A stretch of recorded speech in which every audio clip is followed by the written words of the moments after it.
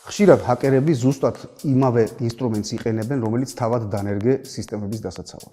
დღევანდელ საიბერ მინიჩში ვსაუბრობთ ამერიკის ხაზინაზე განხორციელებულ მასშტაბურ კიბერშეტევაზე, რომლის უკანაც ჩინეთთან დაკავშირებული ჰაკერული დაჯგუფებები იდგნენ.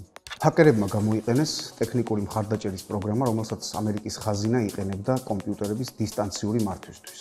წარმოიდგინეთ, რომ სახლში გაქვთ საუკეთესო საკეტები, მაგრამ ჰაკერმა მოიპარა იმ ხელოსნის გასაღები, რომელიც თქვენთან სარემონტოდ დადის. ამერიკის ხაზინა ენდო გარემომწოდებლის პროგრამას და ჰაკერებმა ზუსტად ეს ნდობა გამოიყენეს ხაზინის სისტემებში შესასვლელად.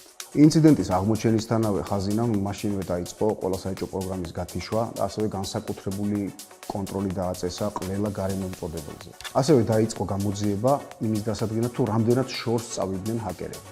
შედეგი იყო ძალიან სერიოზული, ჰაკერებს ჰქონდათ წვდომა სამთავრობო მიმოწერასა და სენსიტიურ მონაცემებზე და ეს არ იყო უბრალოდ მონაცემთა მოპარვა, არამედ ეს იყო სერიოზული დარტყმა ეროვნულ უსაფრთხოებაზე. ამ ინციდენტმა გვაჩვენა, რომ თქვენი მომწოდებლების უსაფრთხოება, თქვენივე უსაფრთხოება ენდეთ, მაგრამ ყოველთვის გადაამოწმეთ. ეს იყო საიბერ მინით, ამერიკის ხაზინის ინციდენტი და მნიშვნელოვანი გაკვეთილი ბიზნესისთვის.